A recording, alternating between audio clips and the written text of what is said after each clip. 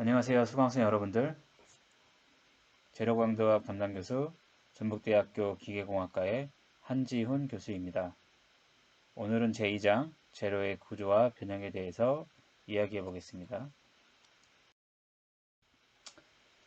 강의의 개요는 총 4가지에 대해서 여러분들에게 전달할 예정인데요. 첫 번째는 결정 구조에 대해서 지난 시간에 이야기했던 것을 복습하는 시간으로 7가지 결정계와 14가지 결정격자, 그리고 결자, 위치, 방향, 면에 대해서 다시 한번 설명드리고, 우리가 슬립면과 슬립 방향을 결정할 때 선밀도와 면밀도가 중요한데 이에 대한 내용을 간단하게 말씀드리도록 하겠습니다. 그리고 미시적인 관점에서의 소송 변형 메커니즘에 대해서 저희가 알아보도록 하고요.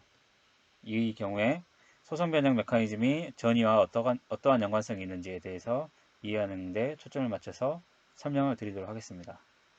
그리고 지난 시간에도 말씀드렸던 이론적인 전달 능력, 그리고 실제의 강도가 어떻게 차이가 나는지에 대해서도 다시 한번 알아보도록 하겠습니다. 그리고 세 번째로는 슬립계에 대해서 설명을 드릴 텐데요. 슬립계를 알기 위해서는 슬립면과 슬립 방향에 대한 이해가 필요합니다. 이는 이제 선밀도와 면밀도와도 관련이 있는데 다시 한번 선밀도와 면밀도에 대한 몇 가지 예제를 통해서 슬립면과 슬립 방향을 한번 결정해 보도록 하죠.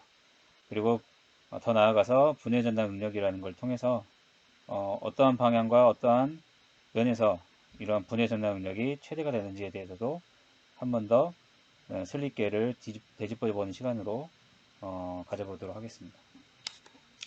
마지막 네 번째 주제는 다결정 제로에서의 소선 변형에 대해서 여러분들에게 알려드릴 텐데요.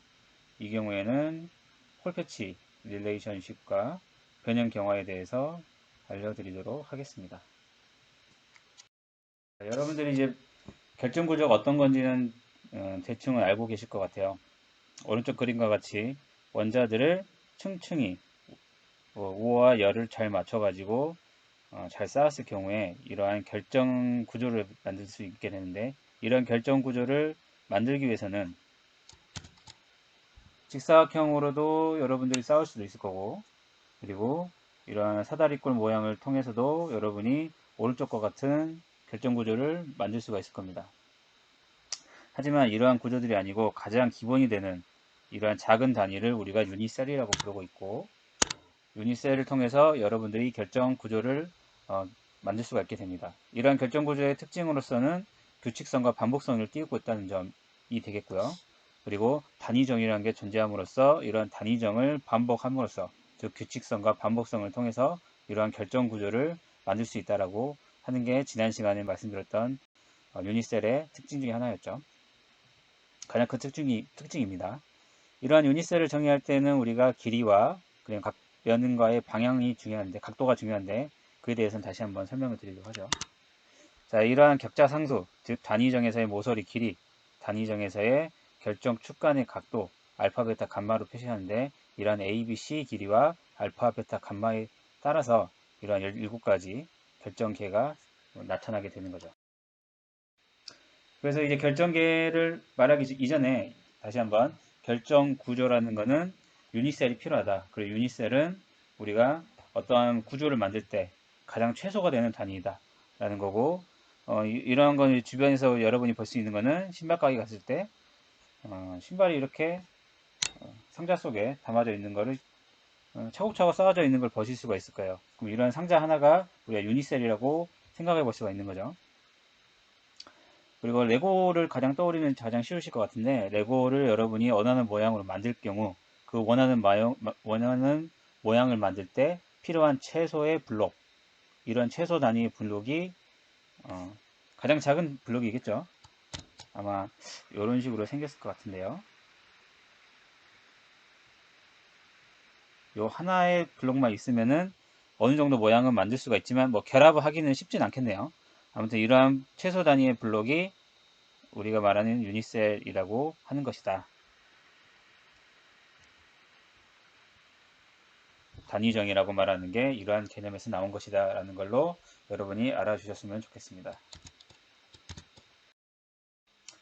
자, 이러한 유니셀에 대한 종류를 우리가 7가지로 나눌 수 있다고 말씀드렸고요. 즉 A, B, C에 대한 길이와 알파, 베타, 감마의 각도에 따라서 큐빅인지 테트라고날인지 오소롬비인지 나눠지고요. 다음 장에 또 말씀드릴 텐데 롬보헤드랄, 헥사고날, 모노클리닉, 트라이클리닉 이렇게 해서 7가지가 결정이 됩니다. 그 중에 저희가 가장 자주 금속계에서 나타난다는 것은 큐빅 그리고 테트라고날 이 2가지가 플러스 다음 장에 설명드릴 헥사고날 이렇게 해서 3가지가 되겠죠. 다시 한번 말씀드리면 큐빅이 가장 기본이 되고 즉 길이가 다 같고 각도가 정반듯한 90도 각도를 이루는 경우를 큐빅이라고 하고 이 큐빅을 높이 방향으로 살짝 늘리게 되면은 이게 테트라고날이 되는 거고요. 그리고 헥사고날 같은 경우에는 테트라고날과 유사하지만 이번에는 살짝 찌그러뜨림 즉 여기가 90도 각도를 이루지 않게끔 즉 120도 각도 그리고 60도 각도로 이루게끔 만들어주게 되면은 이게 헥사고날 구조가 됩니다.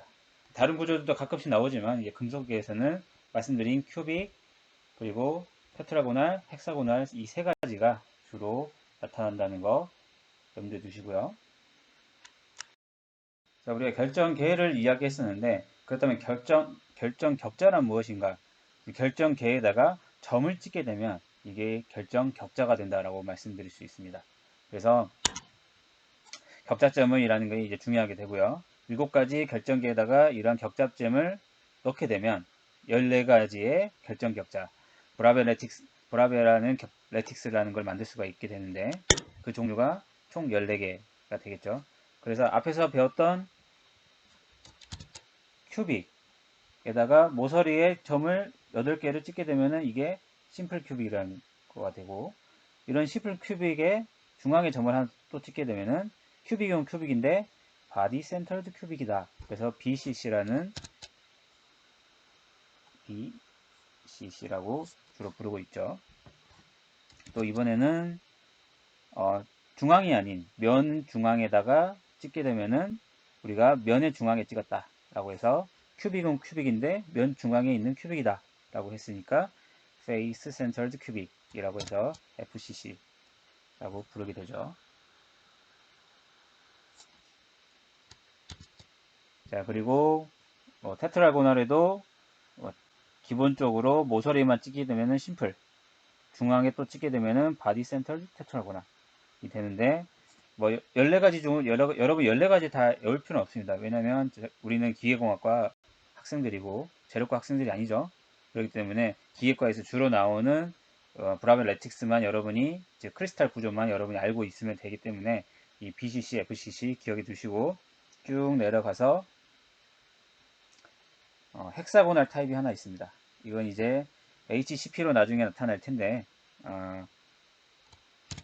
이러한 헥사고날 구조를 이루는 것 중에 대표적인 예가 HCP라는 구조가 있다 라는 거 여러분이 머릿속에 기억해 두시고요. 그래서 이 3가지 타입에 대해서 여러분들에게 주로 저는 전달해 드릴 예정입니다.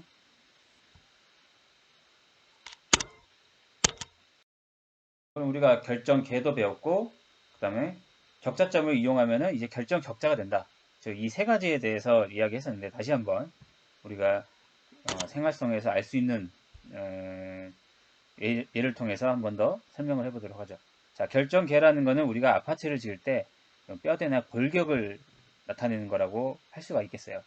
그리고 우리가 아파트를 짓다 보면은 이걸 아파트 한 동에다가 뭐 라인을 2개 넣을 건지 아니면은 1, 2, 3라인 뭐 3개를 넣을 건지 이런 걸 결정을 해줘야 되죠. 이런 거를 우리가 격자점이라고 생각하면 어떨까 싶습니다. 그래서 아파트 모양이 결정이 되는 거죠. 그래서 이 아파트 어떤 동에는 라인이 2개만 있다.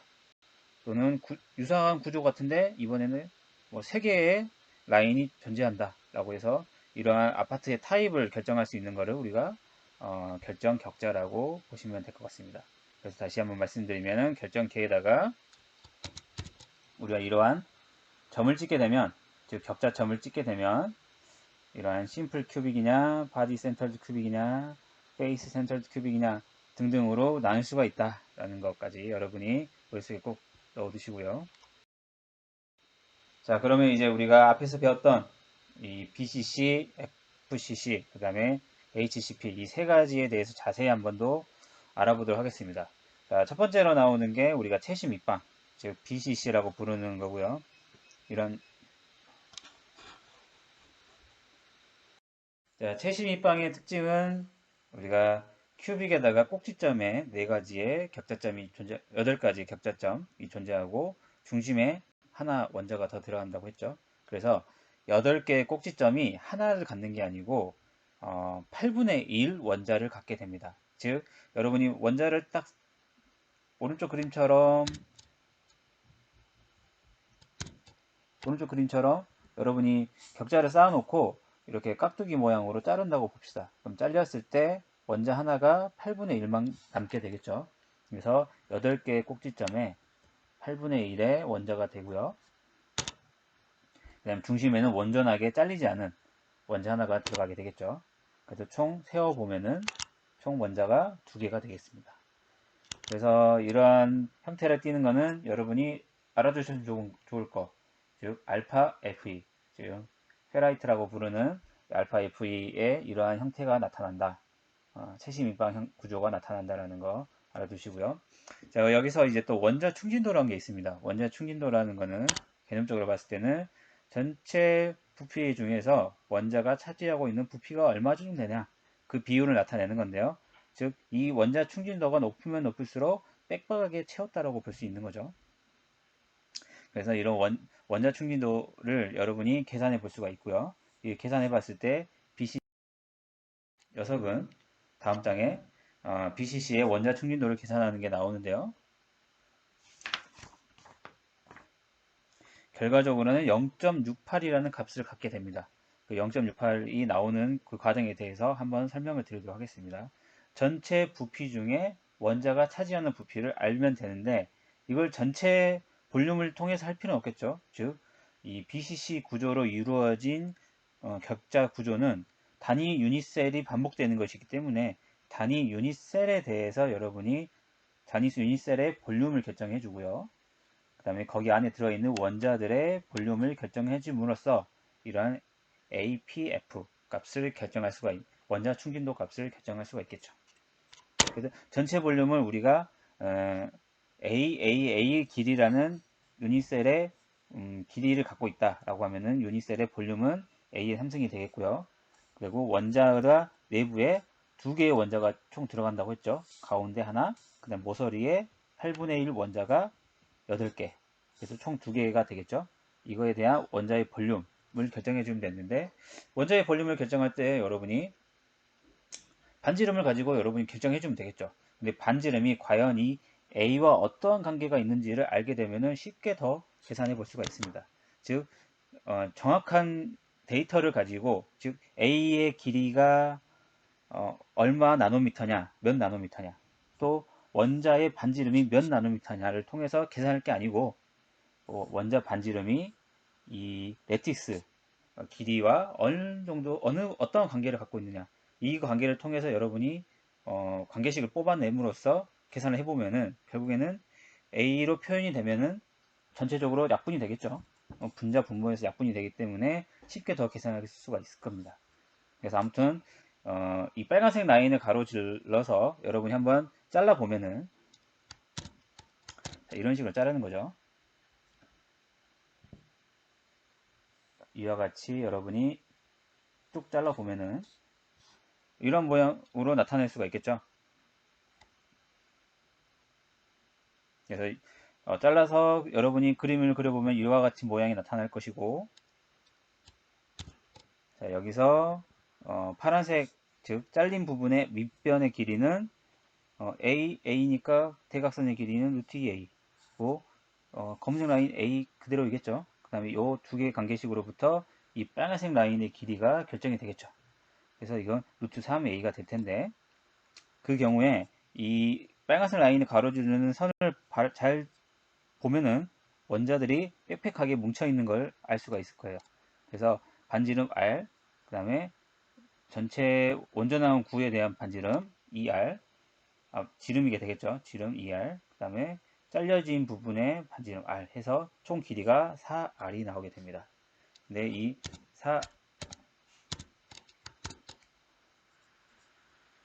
4R이라는 게 루트 3A라는 관계식을 갖게 되겠죠. 즉 이 대각선의 길이가 루트 3A이기 때문에, 그래서 이 반지름과 매트릭스 격자상수와의 관계는 이와 같은 관계식을 갖는다 라는 걸 여러분이 찾을 수가 있을 겁니다. 그 다음 장에 이 관계식으로부터 여러분이 다시 한번 원자 충진도를 계산해 보면은 앞에 식에다 넣으면 되겠죠. 그래서 3분의 4파이 R의 3승인데 이때 반지름을 여러분이 매트릭스 길이와 연관시켜서 다시 한번 표현식을 써주게 되면은 아래와 같은 식으로 써줄 수가 있게 되겠고요. 그래서 A의 3승을 약분해 주게 되면 이와 같은 값을 받고 최종적으로 0.68이라는 값을 갖게 되는 것입니다. 그래서 BCC의 원자 충진도는 0.68이다 라고 여러분이 머릿속에 기억을 해주셔도 되고, 사실 이제 얼마 지나면은 또 금방 까먹게 되겠죠. 하지만 여러분이 책을 펴서 원자 충진도에 대한 개념이 전체 부피에서 원자가 차지하는 부피였다라는 것만 기억을 해준다고 하면 언제였는지 이 값은 여러분 유도에서 써먹어 볼 수 있을 겁니다. 여기서 중요한 거는 그렇다면 원자를 가장 빽빽하게 채웠을 때는 이 원자 충진율이 얼마가 될까라는 게 머릿속에 한번 떠올 수 있는데, 이거는 이제 FCC나 HCP가 그와 같은 구조를 갖게 되고, 그때 원자 충진율은 0.74라는 값을 갖는다. 즉 여러분이 쇠구슬을 가지고 가장 빽빽하게 채웠을 때 가장 빽빽하게 채울 수 있는 원자 충진율, 즉 쇠구슬의 부피 분율은 0.74라는 거죠. 그래서 단위 유닛셀에 대략 74%가 원자로 채워지는 거고, 거기에 빈 공간이 대략 26% 정도가 된다는 걸로 보시면 되겠습니다. 자, FC 다시 한번 설명해 보면 이걸로부터 여러분이 알 수 있는 정보는 구가 차지하는 또는 원자가 차지하는 부피 대략 68%라는 거고요. 빈 공간 이 차지하는 부피는 32%가 된다라는 얘기죠. 자, 면심입방으로 가겠습니다. 면심입방은 큐빅의 꼭지점에도 원자가 존재하지만 면의 중심에도 이와 같이 6개가 존재한다 라고 했습니다. 그래서 8개 꼭지점에 8분의 1 원자가 위치하고요. 이 잘려진 부분 보이시죠? 그 다음 면에는 절반이 잘려져 있는 원자가 6개가 존재하게 되고, 그렇기 때문에 여러분이 계산해 보면은 여기서 1개, 여기서 3개가 되겠죠. 즉 면의 3개, 꼭지점에는 1개 정도가 위치하고 있다 라고 보시면 되고, 총 원자수는 4개가 되겠습니다. 그래서 여기 FCC의 충진도는 여러분이 0.74라는 값을 갖는데, 이건 여러분이 직접 계산을 한번 해보시면 알 수 있을 거예요. 근데 앞에서 BCC를 해봤기 때문에 따로 FCC를 계산하는 거는 여기서는 하진 않겠습니다. 그래서 이러한 구조가 나타나는 거는 우리가 익히 알고 있는 오스테나이트라는 감마 FE, 감마상에 대한 이 금속 구조에서 나타나고요. 스틸 구조에서 나타나고요. 스틸에서 알루미늄, 니켈, 구리, 은, 백금 뭐 등등이 있겠습니다. 네, 뭐 다 외우실 필요는 없고 뭐 감마 FE 정도에서 나타난다. 즉 오스테나이트에서 나타난다라는 건 여러분이 머릿속에 집어넣어 주시면 나중에 유용하게 쓰실 기회가 있을 거예요. 자, 그 다음에 조밀 입밥 충진이라는 거는 우리가 구를, 즉 쇠구슬을 여러분이 촘촘하게 쌓는데 가장 많이 쌓을 수 있는 구조에서 나타나는 충진율이, 그런 구조를 보이는 것을 우리가 조밀 입방 충진이라고 부르고, 그때 이 APF 값은 0.74다. 즉 74%까지 쌓게 되면은 빽빽하게 쌓는 거죠. 쌓게 되면은 이거를 우리가 조밀 입방 충진이라고 부르고 줄여가지고 CCP라고 부릅니다. 네, 육방조밀 충진이라는 게 나와요. 즉 헥사고널 타입으로 쌓았을 때 가장 빽빽하게 쌓는 이 구조가 나타나는데, 이를 우리가 육방 조밀 구조, 충진이라고 부르고 HCP라고 이야기를 하죠. 그래서 HCP를 여러분이 자세히 보시면은 오른쪽 같은 그림으로 생겨져 있는데 이 오른쪽 그림으로 여러분이 뭔가 따져보면은 굉장히 복잡할 거예요. 그렇기 때문에 이 부분만 떼어서 여러분이 생각해 보시는 걸 추천해 드립니다. 이렇게 떼어서요.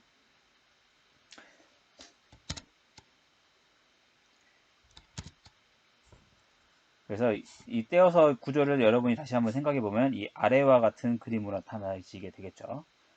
그래서 모서리에는 여기 이 모서리에는 6분의 1 원자가 오게 되고요. 6분의 1 원자가 오는 이유에 대해서는 원래는 기계제로 시간에 자세히 다루는 건데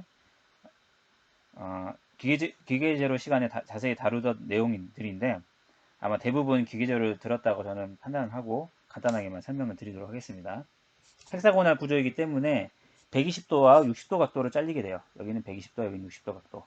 그렇기 때문에 여러분이 이 잘렸을 때 얼마만큼 잘렸는지를 따져보면은 여기서 대략 6분의 1이 존재하겠구나 라는 걸 여러분이 알 수 있겠고요.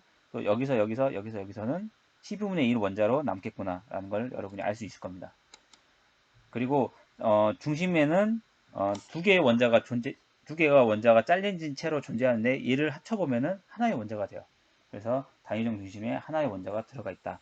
이 부분과 이 부분이 잘려져 있는데 합쳐보면은 한 개가 된다. 라고 생각하시면 되고 이때 총 원자수가 2개가 됩니다. 그리고 충진도는 앞에서의 FCC와 동일하게 0.74를 나타내게 되죠. 이러한 구조를 나타내는 게 아래와 같은 금속 구조에서 나타나는데 외우실 필요는 없을 것 같아요. 그래서 어떻게 잘려져 있는지 나타내기 위해서 제가 다음과 같이 빨간색으로 아래와 파란색 원자로 쌓고 그 다음에 노란색 원자를 쌓았는데 이를 육방 충진으로 잘랐을 때 즉 헥사고날 타입으로 잘랐을 때 이렇게 잘리겠죠. 120도, 60도 각도로 잘린다 라고 말씀을 드렸었고 중심 부분에 잘렸을 경우에는 이와 같이 잘릴 거고 즉 여기가 이 부분이 여기 합쳐지겠죠. 이 부분이 여기 합쳐지고 그래서 내부에는 하나의 원자가 자 그래서 FCC와 HCP를 비교해 보면은 APF 값은 0.74로 동일합니다. 하지만 조밀 충진 면을 가지고 여러분이 따졌을 때 APF 값이 같으니까 두 개가 같은 구조가 아닐까 라고 생각할 수도 있지만 조밀 충진면을 쌓는데 보면은 그 층을 쌓을 때 차이가 있게 되죠. 즉 아직까지 여러분이 조밀 충진면이 어떤 면인지는 정확하게 알지 못하시겠지만 FCC 같은 경우에는 이렇게 대각선 방향으로 쌓는 것을 우리가 조밀 충진면이라고 합니다. 그리고 HCP 같은 경우는 아래서부터 여러분이 보는 방향으로 쌓는 것을 우리가 조밀 충진면을 쌓는다라고 이야기할 수 있어요. 그래서 이렇게 FCC와 HCP가 동일한 충진률을 갖지만 쌓는데 대각선으로 쌓느냐 아니면 아래에서부터 쌓느냐라는 걸로 생각해 볼 수가 있는 거죠. 만약에 HCP를 내가 아래서부터 이렇게 차곡차곡 쌓는 걸로 생각한다 라고 하면은 그거는 조밀 충진면을 쌓는 게 아니에요. 그렇기 때문에 FCC 같은 경우도 여기서 A라는 걸로 한번 쌓고 이러한 타입으로 한번 쌓고 그 다음 조금 틀어가지고 B라는 타입으로 쌓고 그 다음 위에 A라는 타입으로 쌓으니까 동일하게 AB, A인 HCP랑 동일한 거 아니라 라고 생각할 수 있겠지만 조밀 충진면을 쌓는 데에서 보면은 A로 한번 쌓고 B로 한번 쌓고 C로 한번 쌓은 다음에 다시 한번 A로 쌓는 겁니다. 그래서 이건 다시 한번 제가 뒷장에서 아니면 여기서 다 설명을 드리도록 하죠. 그래서 FCC 같은 경우에는 ABC, ABC 순서로 쌓는다. 즉 여기서부터 대각선으로 A, 그 다음에 B, 그 다음에 C 쌓고 A로 쌓는다 라는 거죠. 즉 아래서부터 A, B, A 이렇게 쌓는 게 아니에요. 하지만 HCP는 아래서부터 조밀 충진면인데 이 파란색으로 표시된 부분이 조밀 충진면입니다. 그래서 A, B로 쌓고 다시 A라는 동일한 구조가 온다 라고 여러분이 생각해 주시면 될 것 같아요. 자, 그래서 FCC와 HCP를 여러분이 쌓을 때 다시 말하지만 FCC는 대각선 방향으로 쌓는다. 여러분이 보는 방향에서 아래서 설명했다시피 대각선 방향으로 A, B, C 라는 구조로 쌓고 있는 거다 라는 거예요.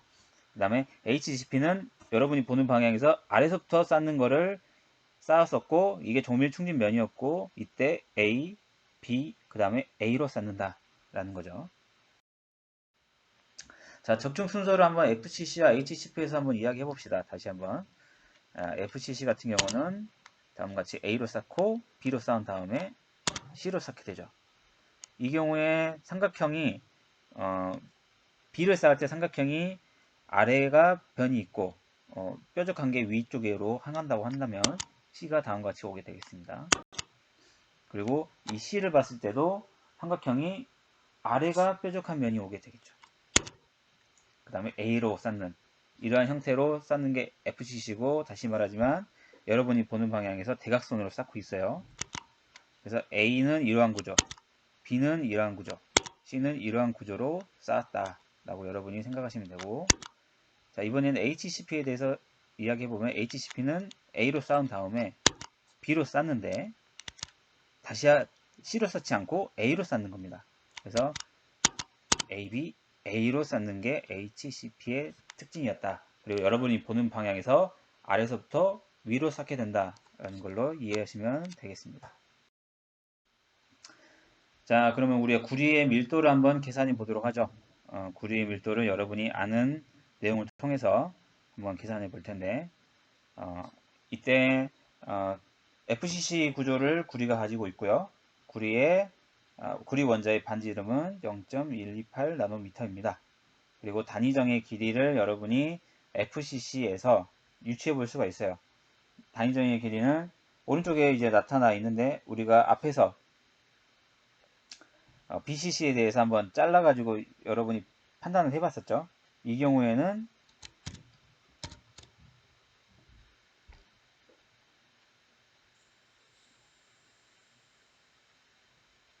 이 길이를 여러분이 가지고 한번 생각해 보시면 될 것 같아요. 이 길이를 가지고 여러분이 이런 삼각형을 가지고 생각해 봤을 때 요 길이는 여기가 A라고 했을 때 루트 2 A가 되겠죠.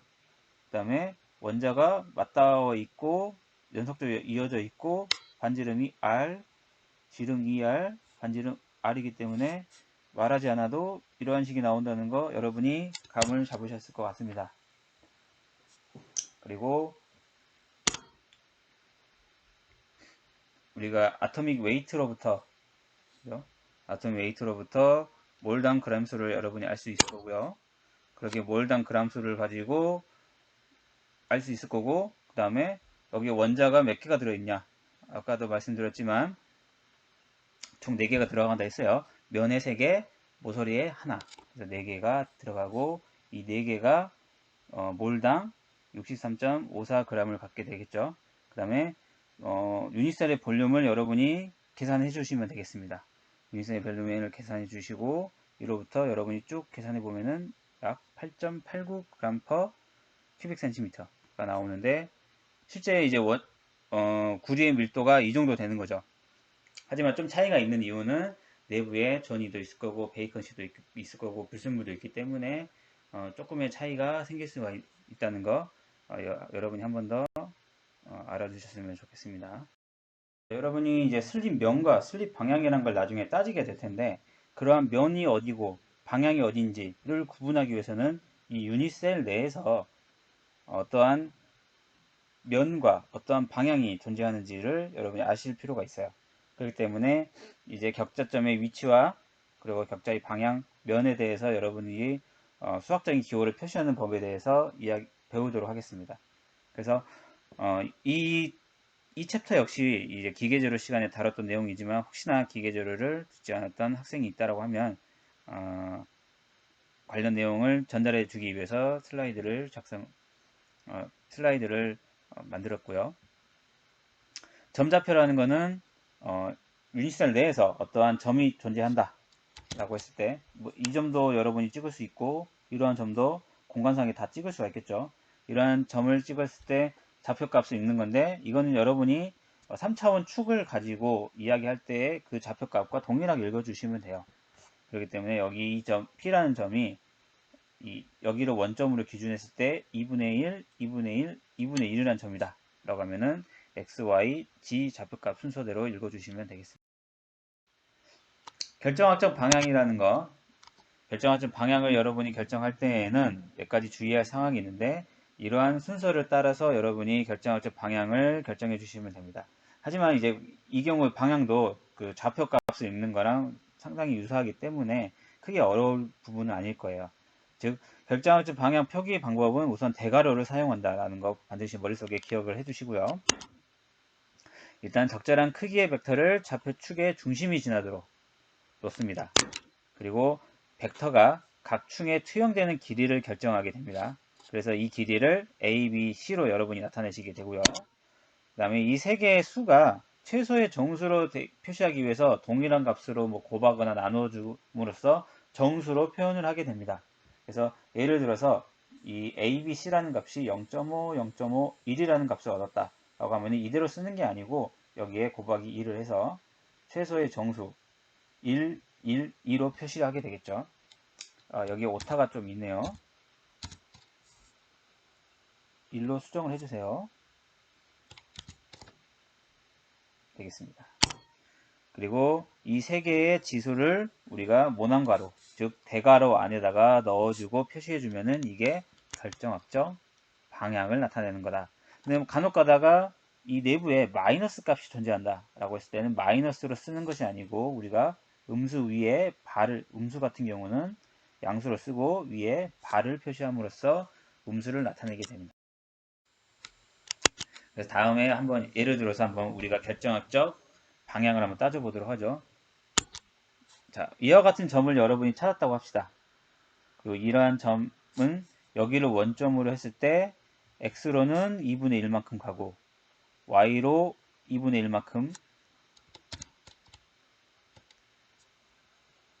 2분의 1만큼 가고 y로 또 2분의 1만큼 간 이후에 그 다음에 g방향으로 2분의 1만큼 가게 되겠죠. 그래서 2분의 1, 2분의 1, 1이라는 값을 얻게 되는데 이거의 최소의 정수배를 여러분이 취해 주셔야 한다 라는 거, 이러한 방향이 되겠죠. 그래서 우리가 결정학적 방향을 읽을 때는 최소의 정수로 나타낸 112 방향이라고 이야기를 하는 겁니다. 즉 0.5, 0.5, 1 방향이다 이렇게 말을 하지 않는 거죠. 자, 방향 집합이라는 게 있습니다. 방향 집합이라는 거는 어떤 기준점을 중심으로 각 방향으로의 원자 간의 거리가 같을 때, 그 거리가 같을 때의 그 방향들을 우리가 방향 집합이라고 해서 모아주는 거죠. 즉 여기서의 예시 같은 거 봤을 때, 자 우리가 이 원점을 중심으로 여기에 있는 원자의 거리나 여기에 있는 원자의 거리나 여기에 있는 원자의 거리나 여기에 있는 원자의 거리나 다 동일하게 루트 2, 루트 3a가 되겠죠. 그렇게 되듯이 모두 원자 간의 거리가 같은 이 방향들 표시를 해볼까요? 이 방향, 이 방향, 또 이 방향, 그런 방향들 같은 경우에 우리가 봤을 때 모두 다 같은 방향이기 때문에 우리가 하나로 묶어서 표현하는 게 좋겠다. 즉 총 8개를 우리가 쓸 게 아니고 이렇게 8개를 나타낼 게 아니고 요것들을 하나로 우리가 모아서 소괄호로 나타내면 되겠다. 각가로죠. 각가로로 나타내면 되겠다라고 해서 이렇게 각가로를 표시하는 걸 우리가 방향 집합이라고 합니다. 그래서 방향 집합도 역시 방향을 나타내는 거예요. 그래서 반드시 방향 집합을 봤을 때에는 이게 하나의 방향을 나타내는 게 아니고 여러 가지 방향들이 모두 다 원자 간의 거리가 같은 걸로 나타내는 거구나 라고 여러분이 생각해 주시면 될 것 같습니다. 자, 그림에 표시된 방향 지수를 한번 여러분이 직접 연습을 한번 해보도록 하세요. 특별하게 제가 답을 알려드리지 않겠지만 여기 충분히 여러분이 이해할 수 있을 정도로 한번 참고해 주시면 좋을 것 같고요.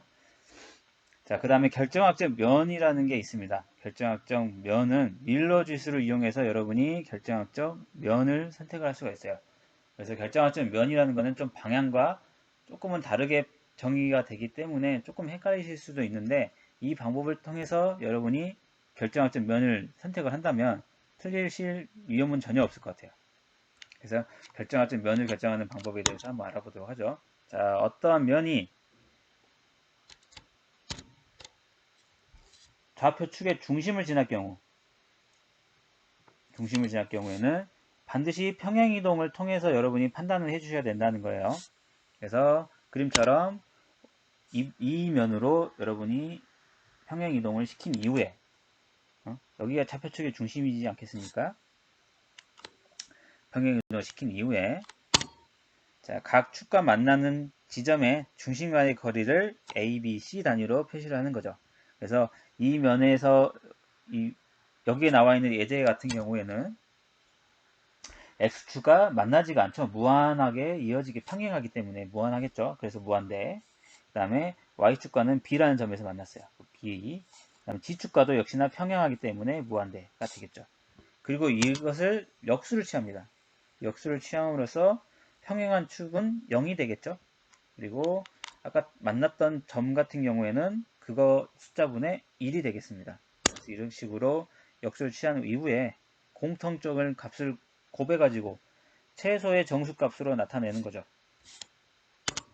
그래서 앞에서의 이와 같은 예제 같은 경우에는 최소값인 b를 곱해줌으로써 0, 1, 0이라는 정수 지수를 얻게 되고 이 경우에는 우리가 소가로 안에 즉 둥근 가로 안에 넣게 되고 특별하게 콤마를 표시하지 않습니다.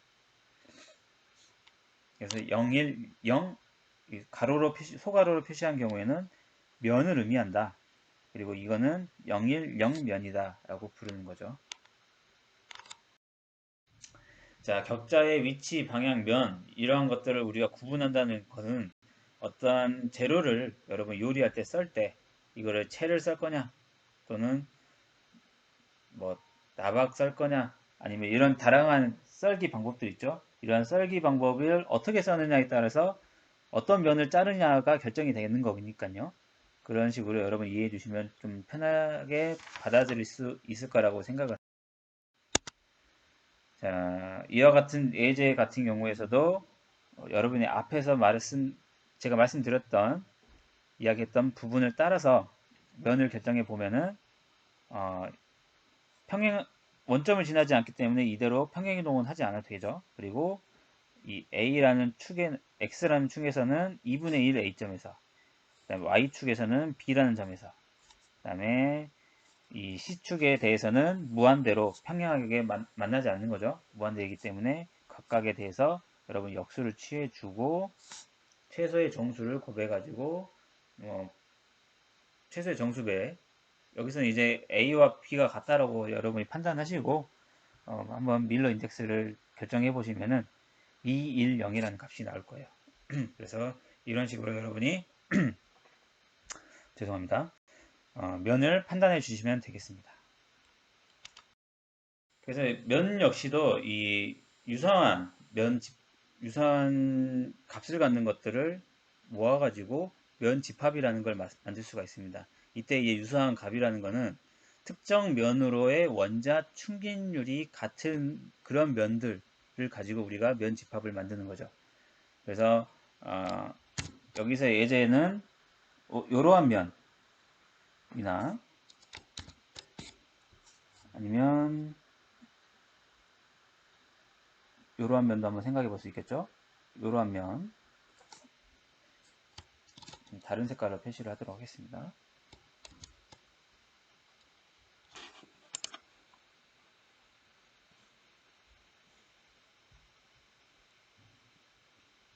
녹색으로 표시해 보도록 할게요. 이와 같은 면.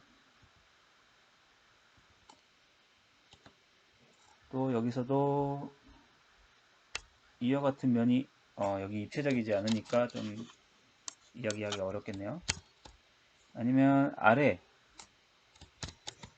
요런 면도 있겠죠. 요런 면, 요런 면들이 각각 동일한 원자 수를 갖기 때문에 이 경우에 원자 충진율을 계산해 보면은 동일한 값들이 나올 거예요. 그래서 이러한 면들을 쭉 모아서 여러분이 한 번에 이 면들을 집합으로 표시할 수 있고, 이 경우에는 우리가 중괄호를 이용해서 다음과 같이 표현을 하게 됩니다. 그래서 여기서 111면이었기 때문에 가장 기본 단위인 112를 가지고 우리가 중괄호로 표시하게 되겠죠. 즉 음수를 기준으로 여러분이 중괄호로 표시해서 면집합을 표현하는 게 아니고 양수인 값을 기준으로 해서 이러한 중괄호를 취하게 되면은 이게 면집합을 나타낸다라고 보시면 될 거예요. 그래서 여러분이 가끔은 이제 혼동스러울 수도 있는데, 자, 이거는 방향을 나타낸 거다. 이거는 방향 집합이다. 자, 그리고 이거는 면이다. 이거는 면 집합이다. 그래서 방향을 표시할 때 쓰는 기호, 면을 표시할 때 쓰는 기호다 라고 구분 지어서 여러분이, 자, 그러면 격자의 면을 한번 찾아보도록 하겠습니다. 다음 예제에서 우리가 이와 같은 평면에 대해서 우리가 밀러 지수를 결정할 때에는 원점을 지나는지를 먼저 확인해야 된다고 했었죠. 그래서 원점을 지나고 있기 때문에 다음과 같이 평행 이동을 통해서 이러한 위치로 옮겨준 이후에 x좌표, y좌표, z좌표가 어떻게 되는지를 확인해 보시면 됩니다. x좌표는 무한대가 되겠죠. 그리고 y좌표 같은 경우에는 다음과 같이 마이너스 b라는 점에서 만나고, z좌표에서는 2분의 c에서 만나기 때문에 다음과 같이 밀러 지수를 다음과 같이 결정해 주고, 그리고 이거에 대한 역수를 취해 준 이후에 A, B, C가 같다라는 조건을 통해서 해도 좋고, 아니면은 공통지수를 고배해가지고 정수로 나타내주어도 좋다고 했었죠. 그래서 다음과 같이 나타낸 다음에 정수배를 통해서 밀러 지수를 선택해 보면은 0, 마이너스 1 이라는 값을 얻게 됩니다. 그리고 이것을 여러분들이 답을 결정할 때에는 마이너스 1 같은 경우는 바로 표시하면 된다고 했었고, 면이기 때문에 0, 1과 2 이런 식으로 써주면 되겠죠.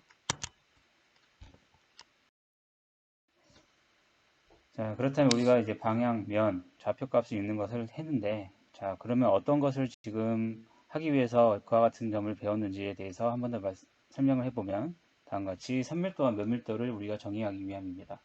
선밀도와 면밀도를 정한다는 것은 어떠한 면에서 어떠한 방향으로 전이가 이동할지를 알기 위함인데, 자, 선밀도와 면밀도의 정의를 한번 보도록 하시죠. 자, 선밀도라고 하는 것은 단위 벡터 길이당, 즉 단위 길이당 원자의 개수가 몇 개냐를 따지는 것이고, 면밀도라는 것은 단위 면적당 그 면에 원자가 몇 개 들어있느냐를 따지는 것입니다.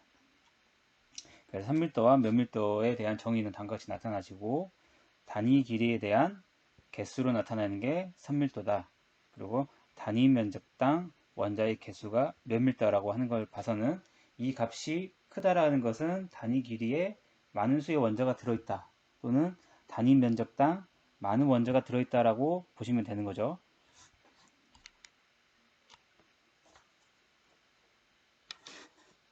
그로써 다음과 같이 우리가 슬립이라고 하는 것은 면 밀도가 높은 면에서, 그런 결정면에서 선 밀도가 높은 방향으로 전이가 이동한다라고 보시면 되겠습니다. 그래서 다음 예제에서 우리가 한번 이러한 선밀도와 면밀도를 한번 결정해 보는 것을, 즉 직접 계산하는 것을 예제로 한번 보도록 하겠습니다. 여기서 이제 FCC라는 것은 111면에서 110 방향으로 슬립이 일어나게 되는데, 과연 이 예제에서도 왜 이와 같은 면에서 이와 같은 방향으로 슬립이 일어나는지 실제로 한번 우리 계산을 통해서 과연 면밀도가 가장 큰 건지, 그리고 1110 방향이라는 것에서도 선밀도가 가장 큰지에 대해서 한번 알아보도록 하겠습니다. 자, 다음 예제에서 우리가 FCC 알루미늄에 대해서 111 방향으로의 원자의 선밀도를 한번 계산해 보도록 하겠습니다. 111 방향이기 때문에 여러분이 잘 아시겠지만 이제 원점이 여기라고 한다면 111 방향은 이와 같이 되겠죠. 그리고 이를 계산하기 위해서 다음과 같이 이와 같이 잘라주도록 하겠습니다. 그리고 자른 거를 오른쪽에 제가 그려 두었습니다. 자르게 되면 위에 원자는 다 3개가 만나게 되고 아래도 다 만나는데 여기는 좀 공간이 비게 되죠. 이 부분이 되겠죠. 이 부분처럼 공간이 비게 되고 우리가 격자를 다음과 같이 AAA라고 했을 때 격자 상수가 AAA라고 했을 때 녹색은 루트 2A가 되겠고요. 그 다음에 이 파란색 라인은 A라는 길이를 갖겠죠. 그 다음에 빨간색 화살표의 길이는 루트 3A가 될 것입니다. 그래서 이 격자 상수 A와 반지름 R 간의 관계를 여러분이 따져볼 수가 있는데 루트 2A 길이 동안에 반지름 하나, 둘, 셋, 4개이기 때문에 4R이라는 식을 통해서 이와 같이 결정을 할 수가 있죠. 그리고 대각선 방향 길이, 즉 선밀도의 정의는 단위 길이에 원자가 몇 개가 들어있느냐를 따지는 것이었고 여기서 111 방향으로의 단위 길이는 빨간색 라인의 길이가 되겠죠. 그래서 루트 3A가 되겠고요. 거기에 들어있는 원자의 개수를 여러분이 결정을 해줘야 되는데 원자의 개수를 결정할 때에는 방향 벡터의 수직으로 그러면 여기에 다음과 같이 2분의 1개가 들어가죠. 또 방향 벡터 끝에서의 수직으로 걸렸을 때 잘라지는 원자의 개수가 몇 개냐를 따져보시면 됩니다. 그래서 여기에서 반개, 여기에서 또 2분의 1개 해서 하나의 원자가 들어있게 되는 거죠. 그래서 다음과 같이 여러분이 전체의 길이 루트 3A의 단위 길이 동안 하나의 원자가 들어있는 것을 여러분이 확인할 수가 있습니다. 그래서 이를 통해서 여러분이 선밀도를 계산해 보면 1.43 나노미터 당 1.43개의 아톰이 들어있는 것을 여러분이 실제로 계산해 볼 수가 있고 값을 확인해 볼 수가 있는 것이죠. 우리가 이제 111 면에서도 한번 해볼까요? 111 면에서는 어떤 걸 해보냐면 면 밀도를 한번 계산해 보도록 하겠습니다. 자, 그래서 면 밀도를 계산하기 위해서는 FCC니까 간단하게만 설명을 드릴게요. 예전에 기계재료 시간에 했던 내용들이라서 대부분 학생들이 알고 있을 거라고 저는 생각을 하고 있습니다. 그리고 다음같이 111면을 우선 잘라보면 이 파란색 라인과 빨간색 라인, 녹색 라인을 이루는 이 삼각형을 기준으로 여러분이 원자를 잘라가지고 그려볼 수가 있고요. 자르게 되면은 다음 같은 구성으로 원자가 배열되어 있고 이렇게 삼각형이 그려진다는 것을 확인할 수가 있을 겁니다. 그래서 이 빨간색 라인이나 파란색 라인, 녹색 라인 모두 다 루트 2a라는 길이를 갖게 되겠죠. 그리고 이 높이를 여러분이 뭐 피타고라스 정리를 통해서 등등을 통해서 여러분이 계산해 보면은 다음같이 2분의 루트 6a라는 값을 얻게 될 것입니다. 그래서 우리가 이 삼각형의 면적을 먼저 계산을 해야겠죠. 그리고 거기에 원자가 몇 개가 들어있는지를 판단해 줘야 됩니다. 즉 삼각형의 면적은 이와 같은 식으로 여러분이 계산해 볼 수가 있을 것이고 거기에 들어있는 원자의 개수를 여러분이 따져야 되는데 이 경우에는 이 삼각형 안에만 들어있는 원자를 선택을 해 주셔야 됩니다. 그래서 여기서 모서리에서 6분의 1 원자 그리고 이 경우에 2분의 1 원자가 3개 해서 총 2개의 원자가 되는 것이죠. 그래서 전체 면적에다가 2개의 원자라고 이 식을 계산해 보면은 면밀도가 결정이 될 거고 다음과 같은 값을 얻는 것을 확인할 수가 있을 겁니다. 자, 그러면 이제 우리가 앞에서 FCC는 111면에서 110 방향으로 슬립이 일어난다 라고 말씀을 드렸었어요. 그래서 제가 정말 111면이 가장 면밀도가 높은 면인지 한번 따져보도록 하고요. 그 다음에 그 방향 중에서 110 방향이 가장 선밀도가 높은 것인지 그거에 대해서 한번 분석을 해보도록 하죠. 자, 그래서 첫 번째로 우리가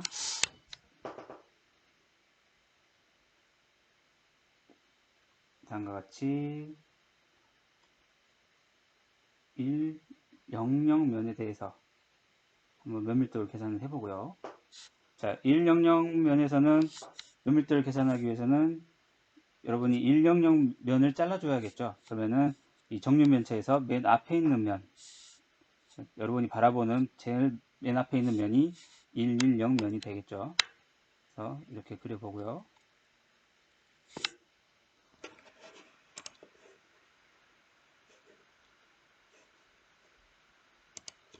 거기에 원자가 다음과 같이 FCC니까 모서리에 하나씩, 중앙에 한 개 이렇게 되는데, 제가 이제 붙여서 그려야 되는데 조금 잘못 그려졌어요. 그래서 좀 수정을 하겠습니다.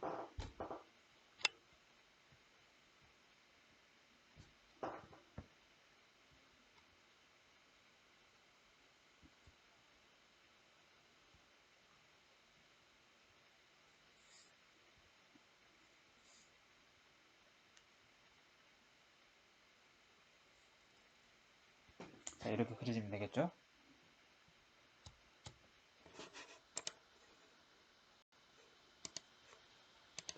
자, 그래서 여러분들이 매트릭스 파라미터는 A로 결정을 하고요.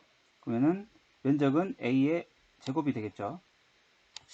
그리고 여기에 들어가 있는 원자의 수를 세보면은 4분의 1, 4분의 1, 4분의 1, 4분의 1. 그래서 4분의 1 곱하기 4개 더하기 중심이 하나 원자. 그래서 A 제곱분의 2 atoms. 즉 A 제곱 면적에 2개의 아톰이 들어있는 것을 확인할 수가 있을 겁니다. 정확한 수치로 나타내지 않는 이유는 저희가 이제 상대적인 비교만 할 거예요. 정확한 수치가 가장 크냐 작냐를 나타내는 게 그걸 찾을 것이 아니고 각 면에서 상대적인 값으로 어떤 게 더 클 거냐를 저희가 판단해 볼 거기 때문에 이와 같이 그냥 A 제곱으로이라는 파라미터로 모두 다 나타내 보도록 할게요. 자, 첫 번째는 이렇게 했고요. 자, 두 번째 우리가 PD 이번에는 110면으로 한번 해볼까요? 110면 110면은 여러분이 대각선으로 자른 거였고 앞에 예제에서도 한번 다뤘었어요. 자, 이거에 대해서 여러분이 면적을 구해야 되니까 한 번 더 그려보도록 하죠. 1이면은 대각선으로 정확한 표현이 있지는 모르겠는데 여러분이 한번 110면을 한번 찾아가지고 한번 잘라보면 될 겁니다. 그래서 여기에 원자가 이와 같이 이 앞에 예제에서 한번 봤었죠. 여기 그리실 거고요.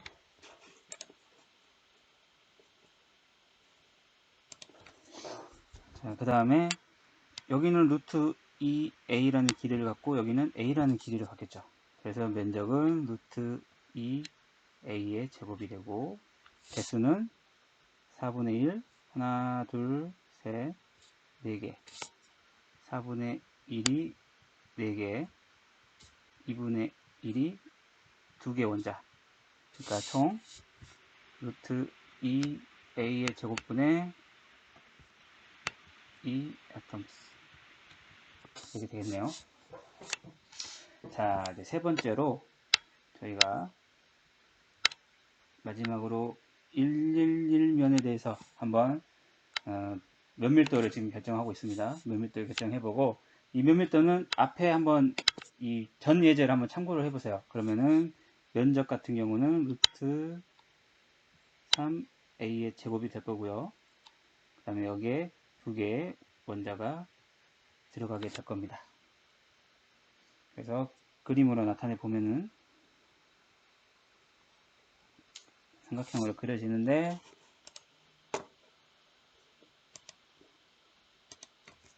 견적과 다음과 같이 여기 하나,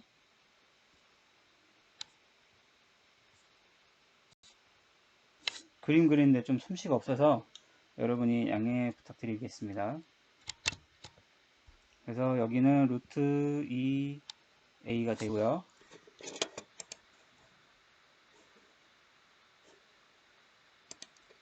높이 같은 경우는 여러분이 계산해 보면은 루트 3 루트 2a예요. 그래서 앞에서도 제가 이렇게 얘기했었죠. 2분의 루트 6a. 그래서 여러분이 삼각형의 면적 계산해 보고 원자 개수 몇 개인지 판단해 보면 이와 같이 나타나겠죠. 그래서 결과적으로는 자 다시 값을 정리를 해보죠. PD가 1, 0, 0일 때 이것부터 A의 제곱을 한번 다 나타내 볼까요? 이거를 A의 제곱으로 대안식으로 정리해 보면 2.09라는 값을 얻고, 이 경우는 여러분이 잘 알죠? 루트 2 값이니까 A의 제곱분의 1.414. 그래서 여러분이 봤을 때 이게 가장 큰 값이구나. 단위 면적에 A제곱에 2.39개의 애톰이 들어가 있고 여긴 2개, 여기 1.44니까 면밀도가 111면인 곳에서 가장 원자 수가 많겠구나 라는 걸 여러분이 알 수가 있을 겁니다. 그래서 면밀도는, 다음으로 선밀도로 한번 가보죠. 선밀도 같은 경우도 제가 3가지 정도의 방향을 선택을 해서 한번 계산을 해 볼게요. 그래서 첫 번째로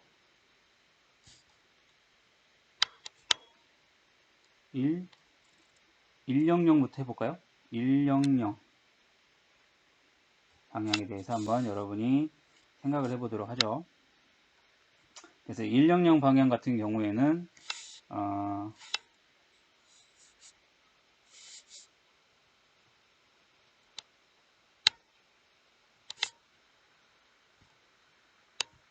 같이 단위점을 그리고요.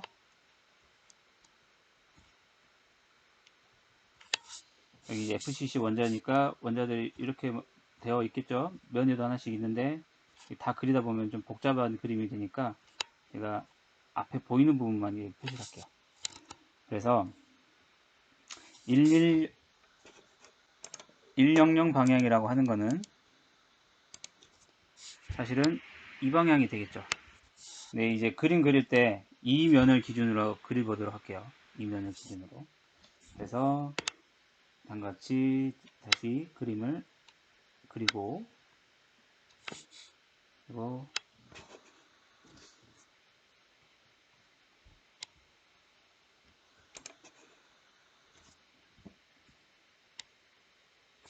원자들을 배열을 하고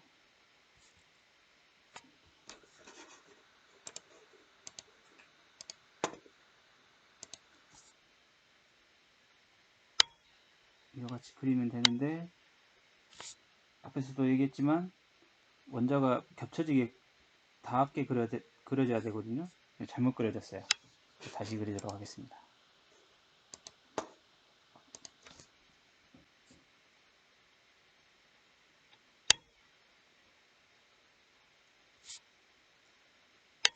원자의 크기는 다 같은 크기라고 보세요. 그래서 다음과 같은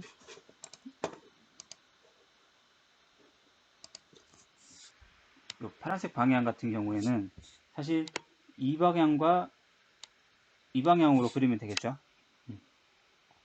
그래서 이게 100 방향이라고 여러분이 표시하고 계산을 해주면 되겠습니다. 한번 계산을 해볼게요.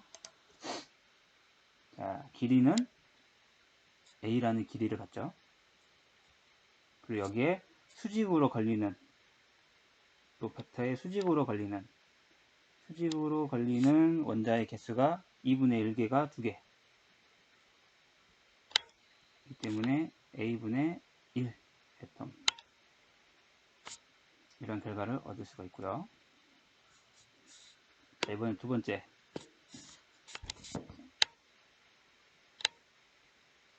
이번에는 110으로 한번 해봅시다. 110. 그러면 여러분이 여기에 표시했을 때는 1, A로 1만큼 가고 Y방향으로 또 1만큼 가니까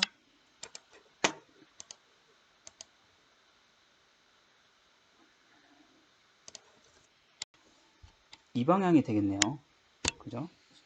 그리고 이 방향은 여러분 여기 그릴 때에는 사실 이 방향과 분간이 안 될 거예요. 그래서 여기에서는 이와 같은 방향으로 나타내주면 되겠습니다.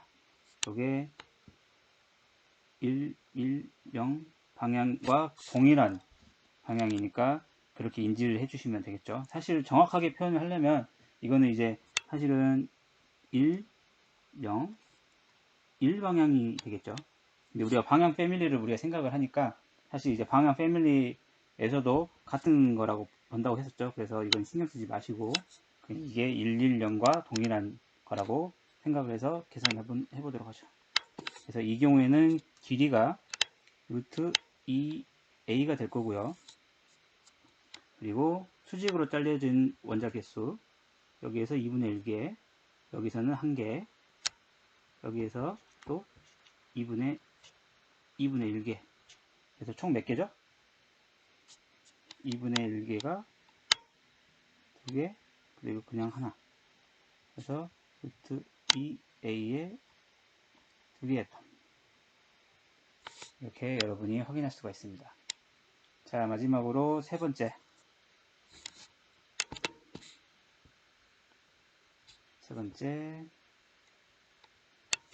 우리가 111 방향을 한번 보죠. 111 방향.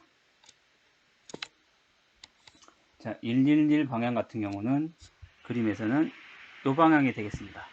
이 방향. 그래서 이 방향 같은 경우 여러분이 판단을 할 때에는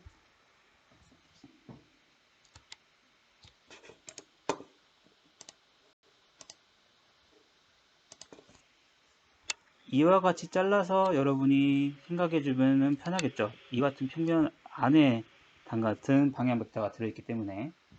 그래서 다시 한번 여기에 그려보도록 할게요. 이거는 FCC에서 여러 번 그렸었죠. 그래서 여러분이 이제는 좀 잘 그릴 수 있을 거라고 생각합니다. 그래서 이와 같이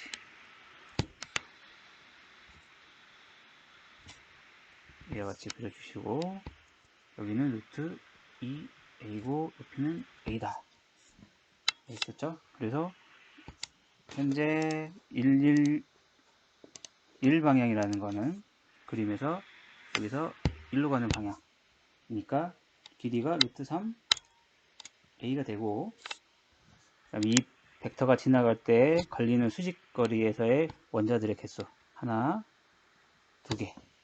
그래서 2분의 1개가 두 개가 있는 상태니까 루트 3 a 1a 이렇게 되겠네요. 그래서 단위 길이 a를 기준으로 여러분이 다 계산해 보면은 이 경우는 요 값을 그대로 쓰면 되고요. 이 경우 여러분 1.414라는 거 알 수 있을 것 같고, 그 다음에 여기서는 여러분이 계산해 보면은 0.577이라는 값을 얻을 수가 있을 겁니다. 그러면 어떤 값이 제일 크죠? 이 값이 제일 크죠. 즉 110 방향이 제일 FCC에서는 산밀도가 높다 라고 여러분이 생각할 수가 있고, FCC에서는 110 방향이 가장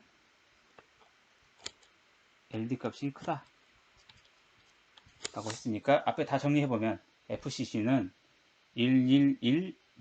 자, 우리가 단결정과 다결정이라는 게 존재합니다. 즉 단결정이란 무엇이냐면 원자의 규칙성과 반복성이 전체 재료에서 끊임없이 이어져서 나타날 경우에는 우리가 이런 걸 단결정이라고 이야기를 하죠.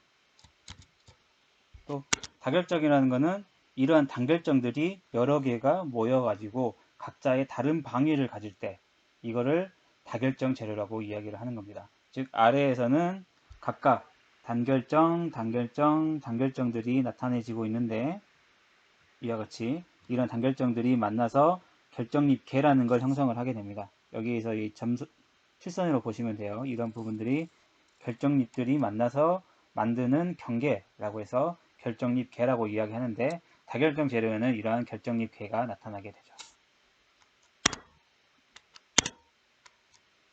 그래서 다결정 내에는 단결정들이 모여져 있다라고 보시면 되고, 이러한 단결정과 단결정은 결정립 경계를 이루게 된다라고 이해하시면 좋을 것 같습니다. 자, 그렇다면 여러분이 가끔 재료가 이방성이냐 등방성이냐 이야기를 하는데, 자, 이방성과 등방성 많은 학생들이 알고 있을 거지만 간단하게 또 한번 정리해 보죠. 자, 이방성이라는 것은 단결정 재료에서 나타내는 특징입니다. 헷갈리지 마세요. 단결정 재료에서 나타나게 되고, 어떠한 물성값이 방향에 따라서 다른 값을 보이는 거죠. 이것을 우리가 이방성이라고 이야기를 하는데, 자, 등방성이라고 하는 것은, 등방성은 이 다결정 재료에서 나타납니다. 그리고 이러한 다결정 재료에서 이러한 일정한 물성값이 나타나는 이유는, 즉 방향과 관계없이 물성값이 일정하게 나타나는 이런 재료의 특성을 우리가 등방성 재료라고 이야기하는데, 그 이유는 방향에 따라서 물성치들이 다 다르게 되겠지만, 이러한 다결정 재료에서는 이러한 단결정들이 여러 개가 모인다고 했었죠. 그렇기 때문에 어느 정도 평균화된 값으로 값이 나타나지게 되는 거죠.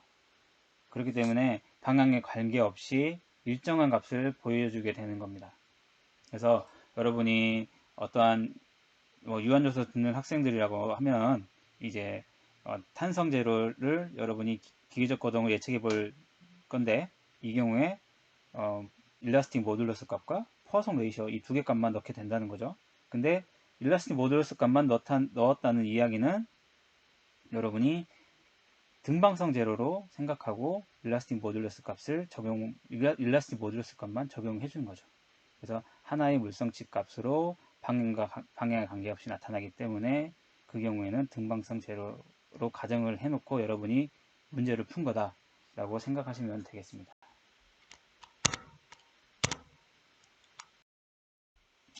자, 그래서 이 예제에서는 우리가 두 철 원자를 간에 111 방향으로 이 정도 거리가 있는데, 우리가 응력을 받아가지고 이 거리가 증가하게 되면은 과연 탄성 계수가 어떻게 될 거냐라는 건데, 이런 탄성 계수는 여러분이 이제 계산해 볼 수 있으니까 그거는 여러분이 이 예제에서 한번 확인을 해 보시도록 하고요. 다음과 같이 이 방향으로, 즉 x 방향으로 합시다. x 방향으로 인장을 가했을 때 100에서는 125 기가파스칼의 일라스틱 모듈러스 값이 나타나지고, 101 방향에서는 230 기가파스칼의 일라스틱 모듈러스 값이 나타나지는데, 이거는 이제 제가 임의로 넣은 값입니다. 이런 식으로 같은 단결정이라고 하더라도 방향에 따라서 다 일라스틱 모듈러스 값이 다르게 나타나시는 거죠. 근데 이러한 같은 단결정이지만 방향만 다른 거죠.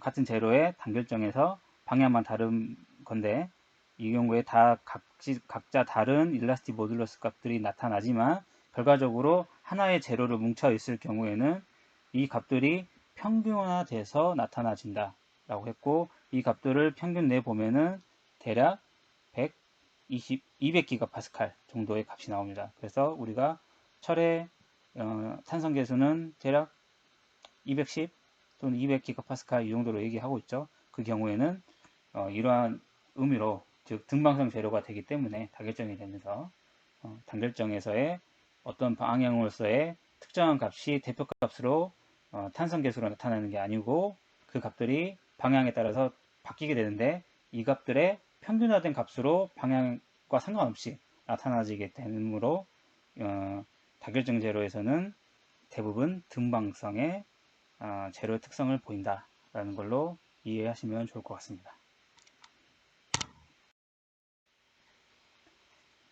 이제 소성 변형에 대해서 간단하게 이야기할 건데요. 소성 변형은 미시적인 관점에서는 전위의 이동으로 나타나지게 되죠.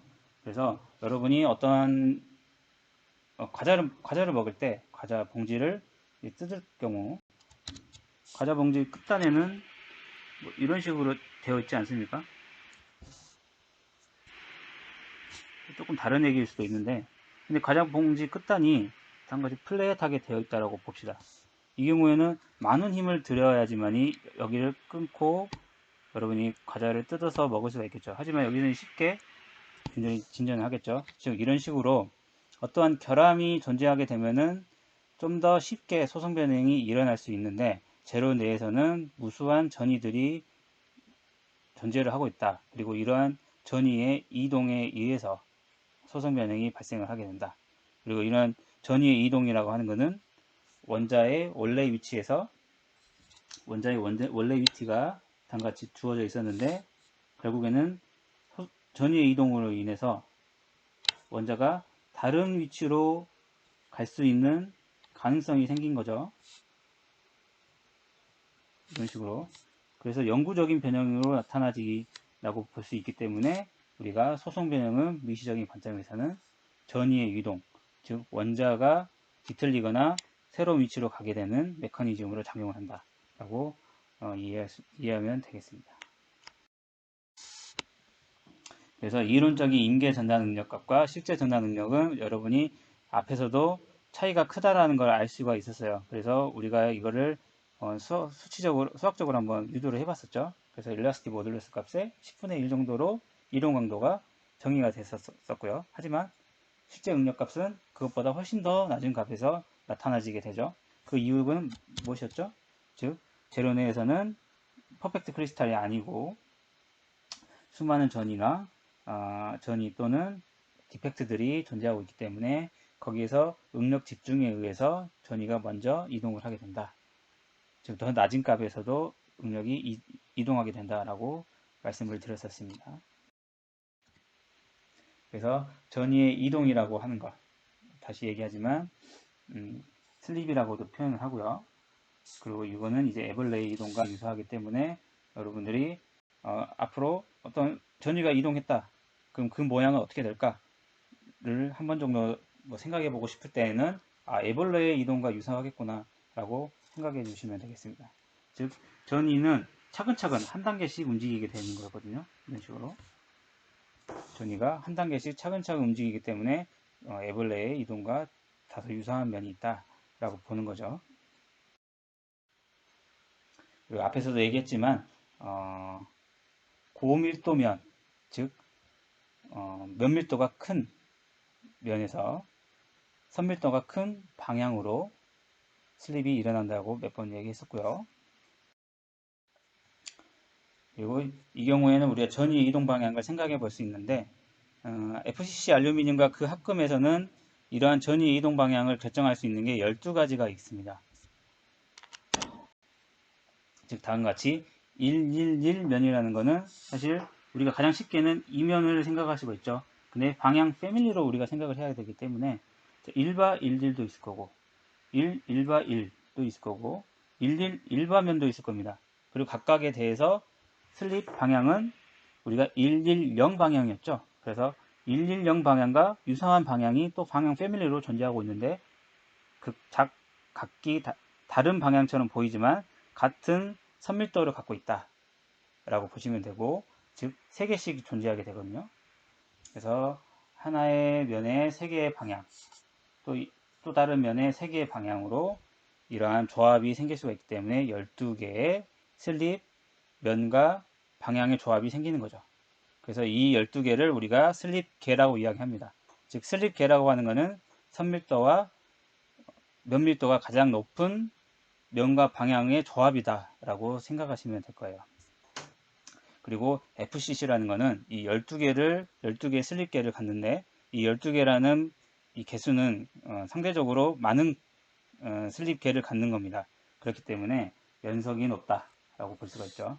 즉 슬립계가 많다라는 것은 전위가 이동할 수 있는 가능성이 높아진다 라고 볼 수가 있고, 그 경우에는 외부에서 응력을 가했을 때 전위가 쉽게 다른 방향으로 이동할 수 있다라고도 볼 수가 있기 때문에 여러 방향으로 변형하기가 쉽다. 즉 변형이 쉽다, 연성이 크게 되겠다라고 보시면 되죠. 하지만 이제 HCP 같은 경우에는 슬립 면과 방향에 대해서 조합을 생각해 보면은 3개의 슬립계만 나타나지게 됩니다. 그래서 앞에 FCC나 또는 BCC보다는 3개 정도로 매우 작기 때문에 외부의 응력을 재료가 전체 받을 수밖에 없어요. 즉 전위가 이동하지 않고 모든 응력을 재료 내부에 갖고 지고 있게 되죠. 그리고 어느 순간 재료가 더 이상 견딜 수 없는 순간이 오게 되면은 전위가 순식간에 이동해 버리는 형태가 나타나지게 되는데, 이로 인해서 우리가 치성파괴라고 부르는 거죠. 즉 외부의 어떠한 응력을 더 이상 견딜 수 없을 정도까지 변형이 되지 않고 있다가 순간적으로 변형이 크게 일어나는 형태, 그렇기 때문에 우리가 치성 파괴라고 부르는 거죠. 그래서 우리가 다양한 재료에 대한 슬립계에 대해서 한번 이야기를 해보도록 하죠. 슬립계라는 것은 슬립면과 슬립 방향을 가지고 있고, 슬립면은 원자가 가장 조밀한 거, 슬립 방향도 역시 원자들이 가장 조밀하게 늘어선 방향이 있다 라고 말씀을 드렸었고, FCC 같은 경우는 12개, BCC도 대부분 12개인데 24개까지 갖고 있는 경우도 있어요. 그렇기 때문에 이 경우는 연성이 크다, 즉 변형이 쉽다, 슬립계가 많아서 변형이 쉽기 때문에 연성이 크다 라고 보시면 되고, 슬립계가 HCP에서는 3개에서 많아봐야 6개이기 때문에 변형이, 슬립계가 적어서 변형이 쉽지 않다, 즉 전위의 이동이 쉽지 않다, 그럼으로써 취성이 강하다 라고 여러분이 생각해 주시면 좋을 것 같습니다. 자, 그리고 분해 전달 능력이라는 것도 있는데, 분해 전달 능력이라는 것은 여러분이 인장 또는 압축 응력이라고 하더라도 우리가 이 전위를 이동시킬 수 있는 방향으로의 응력을 생각해 봐야 되는 거죠. 그래서 그 슬립면에서 어떤 슬립 방향으로의 응력 값이 어떻게 될 거냐, 즉 외부의 인장하중 값이, 인장하중을 작용했을 때 특정 슬립면에서 슬립 방향으로의 어떠한 응력 값이 발생할 건지를 판단해 보는 식이 분해 전달 응력 식입니다. 그래서 외부 인장 응력 값을 시그마라고 했을 때 우리가 파이라고 하는 것은 인장 방향과 슬립의 노멀 방향, 즉 수직 방향, 슬립면의 수직 방향과 이루는 각도를 우리가 파이라고 하고, 남다라고 하는 거는 인장 방향과 슬립 방향 간의 각도예요. 그래서 이와 같은 식으로 나타나지게 되는데, 자세한 식의 유도는 기계재료 시간에 했으니까 여기서는 자세한 식의 유도는 설명하지 않도록 하겠습니다. 그럼으로써 우리가 어떤 슬립면이 결정되게 되면은 이러한 분해 전당 값이 가장 큰 방향과 면은, 즉 면은 같다고 하더라도 방향이 여러 개일 수는 있죠. 즉 슬립면에서 슬립면이 결정되면 이 파이가 결정된다는 거고, 그리고 이 코사인 람다 값이 최대가 되는 방향, 그 방향이 슬립 방향이 되는 거거든요. 그래서 이 슬립 방향으로 다음 같은 분해 전당 능력식의 타우 R 값이 최대값이 된다라는 겁니다. 그래서 이제 임계 분해 전당 능력이라는 것은 슬립을 일으키는데 필요한 최소 전달 능력이 되는 거죠. 그래서 만약에 그 어떠한 슬립면과 슬립 방향이 결정이 됐다라고 하면 외부에서 얼마만큼의 응력을 걸어줘야지 이 값에 도달할지를 알 수가 있겠죠. 그래서 50메가파스칼을 내가 외부에 걸어줬을 때는 이 값에 도달하지 않아서 이 면과 방향에서는 슬립이 발생하지 않는데, 내가 55라는 외부의 인장 능력을 가했더니 이제는 요 임계값에 도달을 해서 이 면과 방향에서, 같은 면과 방향을 계속 얘기하는 거죠. 이 면과 방향에서 슬립이 발생할 수 있게 되는 그러한 이 슬립을 일으킬 수 있는, 즉 전위를 이동시킬 수 있는 최소의 전달 능력 값을 우리가 임계 분해 전달 능력 값, Critical Reserved Shear Stress라고 타우 CRSS라는 걸로 이야기를 하고 있습니다.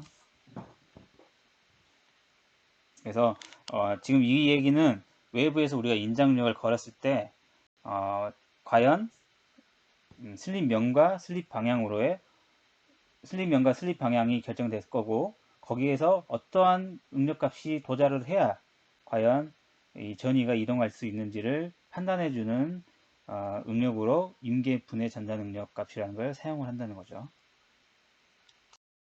그래서 이제 예제를 통해서 한번 이런 분해 전달 응력 값을 계산해 보는 걸 한번 해보도록 하겠습니다. 자, 다음과 같은 단결점, 철의 단결점에서 철의 단결점은 BCC 구조를 갖고 있는데요. 인자 능력이 0, 1, 0 방향으로 가해지고 있다고 합니다. 자, 이게 인자 능력의 방향이 되는 거죠. 요게 0, 1, 0 방향. 자, 이때 인자 능력이 52메가파스칼일 때 110 면으로 해. 자, 여기서 110 면을 여러분이 찾아주시면은 이렇게 분홍색으로 표시된 부분 있죠? 살구색으로 이 부분이 110 면이 될 거고요. 1바 11 방향. 1바 11 방향도 여러분이 찾아보시면은 위와 같은 방향이라는 걸 알 수가 있을 거예요. 그래서 이때 분해 정량 능력을 한번 계산해 봐라 라는 건데, 자, 분해 정량 능력식은 여러분이 머릿속에 담아 두시고 각각 코사인 파이값, 코사인 람다 값을 여러분이 결정을 해줘야겠죠. 근데 코사인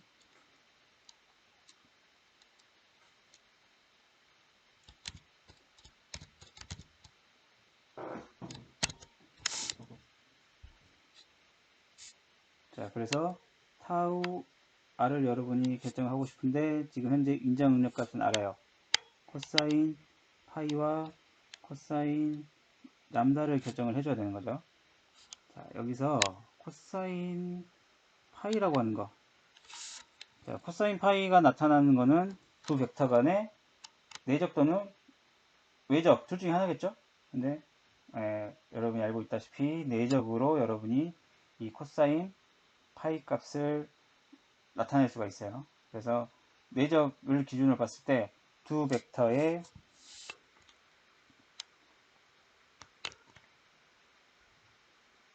A와 B 벡터가 있다고 하면 두 벡터의 크기에다가 벡터의 내적을 통해서 여러분이 취해볼 수가 있는데, 이걸 한번 적용해서 한번 계산해 보죠. 그래서 코사인 파이라고 하는 거는 인자응력의 방향, 즉 인자응력의 방향이 A라는 방향이라고 생각을 해봤을 때 0, 1, 0 방향이고요.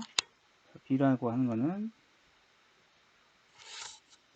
B벡터라고 하는 거는 우리가 면의 수직 방향이에요. 그 면의 수직 방향인데 현재 면은 110 면이라 했어요. 110 면의 이 수직인 방향은 사실 써져 있습니다. 110 방향이에요. 그래서 이 두 벡터를 여러분이 내적을 하게 되면 1이 되는 값을 얻게 되고 크기는 1 곱하기 루트 2가 되겠죠. 이렇게 결정을 하시면 되고요. 그렇다면 이제 코사인 람다도 여러분이 해볼 수가 있겠죠. 자, 이번에는 코사인 람다 같은 경우에는 슬립 방향 같은 경우는 1바 1, 1이라고 했어요. 이거를 또 C벡터라고 할까요? C벡터라고 하고 마이너스 1, 1, 1이래요. 그래서 어떤 것끼리 해야 되죠? 현재 A 벡터와 C 벡터 간의 내적. 그렇기 때문에 1, 그 다음에 A 벡터의 크기, C 벡터의 크기, 루트 3. 자, 이런 식으로 결정이 되겠죠. 그래서 여러분이 한번 52 메가파스칼 곱하기 루트 2분의 1, 루트 3분의 1 이런 식으로 결정을 하시면 되겠습니다.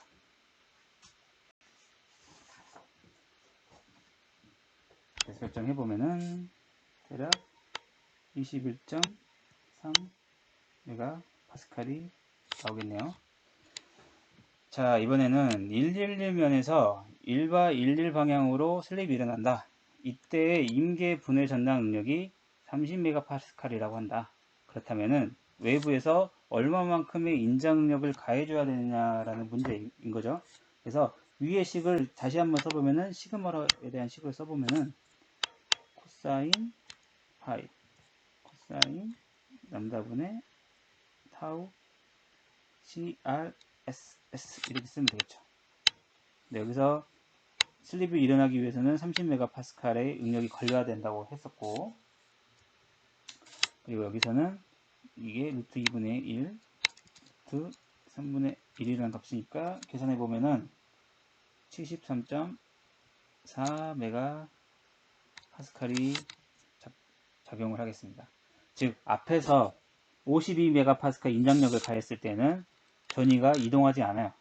근데 이제 인장 능력을 방과 같은 73.4메가파스칼을 가했더니 이때부터는 이제 슬립 면과 방향에서 전위가 이동하기 시작하는 거죠.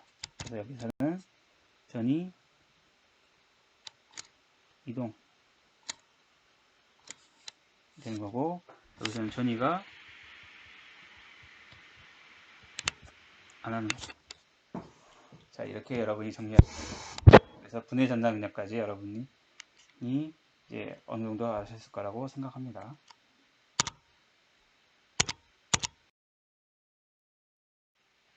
자, 다결정 제로에서의 소송 변형을 한번 또 생각을 해보죠. 다결정 제로에서의 슬립 현상이라는 거는 이제 단결정보다는 당연히 복잡하겠고요.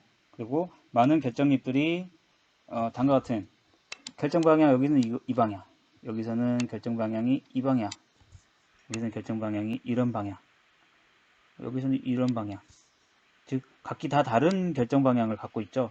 그렇기 때문에 좀 더 복잡한 메커니즘을 통해서 전이 등이 이동한다는 거 여러분이 인식을 하셔야 돼요. 그래서 결정립에 따라서, 즉 내부에 있는 단결정들에 따라서 슬립 방향은 다 달라진다 라고 보시면 되는 거죠.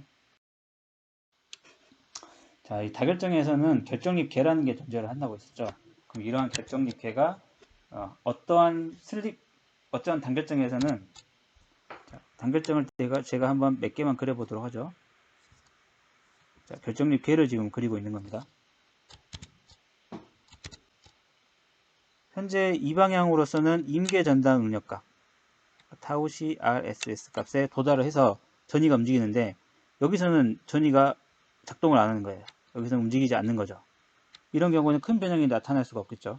그럼으로써 이 결정립계라는 건, 즉 그레인 바운더리라는 것은 이러한 결정립들을 구속할 수 있는 어떤 구속 조건이 되는 거고요. 그리고 다결정 금속이 다결정보다 강한 이유에 대해서는 여기서도 방금 설명을 드렸는데, 어떠한 방향에서 슬립이 일어나더라도 다른 단결정에서는 슬립이 일어나지 않으면은 전체적으로 큰 변형이 일어나지 않는 거죠. 이 경우에는 더 많은 응력을 외부에서 가함으로써, 더 큰 힘을 외부에서 가해 줌으로써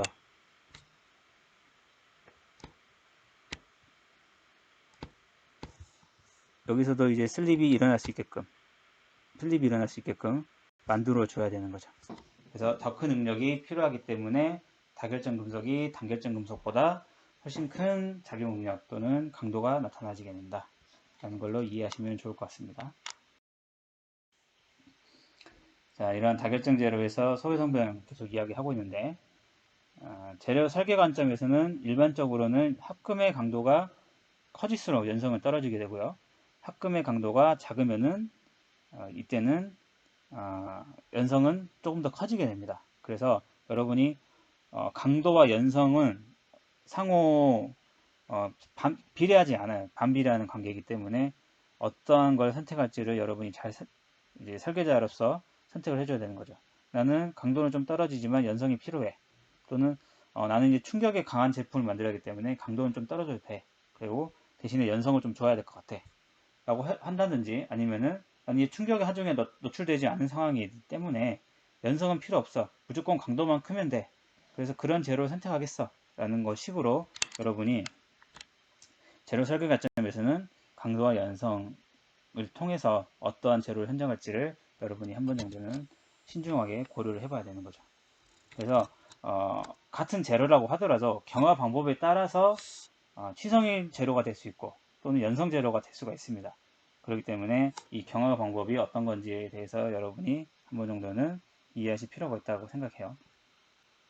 자, 경화 방법에서는 강화기구라는 걸 여러분이 아셔야 되는데, 강화기구라는 것은 전위와 재료의 기계적인 물성치, 기계적인 거동 사이의 관계를 기초로 하고 있습니다. 그래서 전위를 못 움직이게 하는 능력을 우리가 금속에서의 소성 변이를 억제하는 방향이기 때문에 전위를 움직이지 못하게 하면 할수록 이러한 경도나 강도 값이 증가가 되는 거죠. 여기서 써져 있지만 강도는 전위의 기동성을 감소시킴으로써 향상시킬 수가 있고요. 연성이라고 하는 것은 전위를 더 많이 생성을 시키고 움직임을 만들면 전위를 자유롭게 움직이게 했으면 할수록 이러한 연성과 인성은 증가된다라고 생각하시면 좋을 것 같습니다. 그래서 이제 전위의 움직임과 이러한 강화기구의 관계가 주어진다라고 여러분이 생각하시면 되고, 여기서도 그림으로서 확실하게 나타나 있죠. 자, 치성 제로일수록 전위 이동성은 감소한다. 연성 제로일수록 전위 이동성은 향상될 수 있다. 즉, 전위 이동성을 향상시키면 연성 제로가 된다. 전위 이동성을 감소시키면 치성 제로가 된다. 라고 생각하시면 좋을 것 같습니다.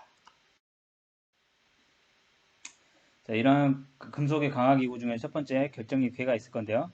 자, 소각 결정립계를 만드는 게 좋냐, 고각 결정립계를 만드는 게 강도 측면에서 좋냐를 봤을 때, 고각 결정립계일수록 전위를 움직이기가 어렵게 만듭니다. 즉, 어떤 재료 내에 고각 결정립계가 많으면 많을수록 강도가 증가될 수가 있는 거예요. 하지만 연성, 즉 전위가 잘 움직이지 않기 때문에 연성은 좀 떨어지게 되겠죠. 그리고 이런 고각 결정립계가 만들어지게 되면은 전위가 이동을 하다가 결정립계에 만나게 돼요. 이 경우에는 소각 결정립계는 스무스하게 넘어갈 수가 있는데, 이 고각 결정립계라고 했을 경우에는 이러한 결정립계에 전위가 멈춰지게 되고, 이런 멈춰진 전위들이 계속 쌓임으로써 응력을 집중시키게 됩니다. 그리고 응력 집중에 의해서 새로운 슬림 면과 방향이 결정됨으로써 전위가 이동을 하게 되는 거죠.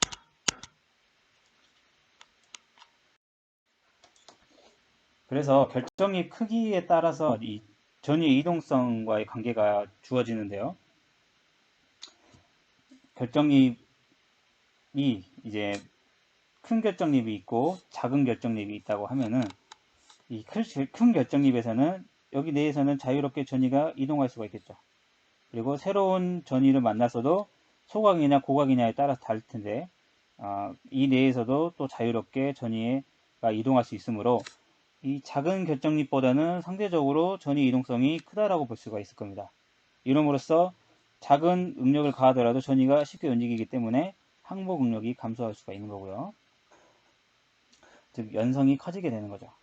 하지만 결정립이 작으면 작을수록 전위의 이동성은 감소하기 때문에 좀 더 항복 응력은 증가할 수밖에 없게 되고요. 이러한 관점에서 봤을 때 취성제로가 될 가능성이 크다. 이절은 연성제로가 될 가능성이 크다. 그래서 여기는 연성제로가 될 가능성이 크고, 이거는 취성제로가 나타날 특성이 커지는 거죠. 그래서 이러한 결정립 크기와 강도와의 관계, 여기서 강도는 항복 강도입니다. 항복 강도의 관계를 나타내는 식이 위와 같은 식인데, 이를 우리가 홀패치라고 이야기를 합니다.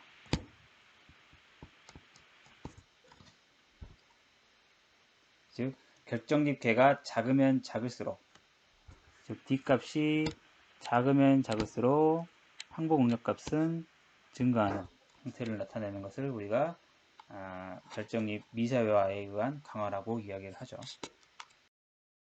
자, 다음에 고용체 강화라는 게 있습니다. 고용체에 의해서 전위의 이동성을 감소를 시키는 건데, 원리는 이정 원소의 농도를 증가시킴으로써 다음과 같이 작은 이정 원소를 전위의 위에 놓게 되냐, 아니면은 큰 이정 원자가 옴으로써 전위 아래에 놓게 되냐의 차이가 있습니다.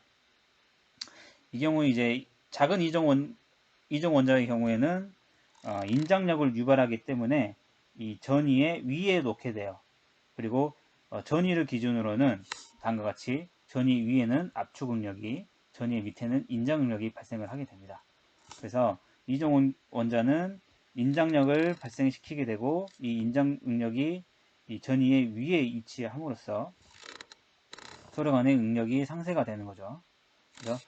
그리고 이정 원자 같은 경우는 압축 응력을 유발하기 때문에 이와 같이 전위의 아래에 위치함으로써 기존에 있던 인장 응력과 압축 응력이 만나서 응력이 어느 정도 상쇄가 되기 때문에 좀 더 전위가 안정화되게 돼요.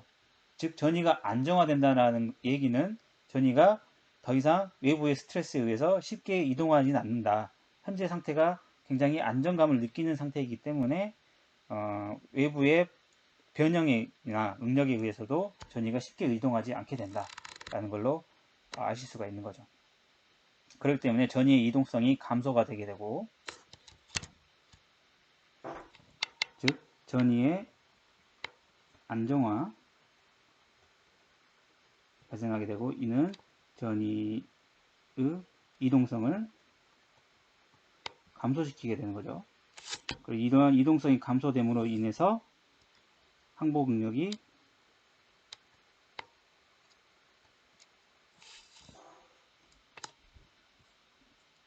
증가가 되는 거죠.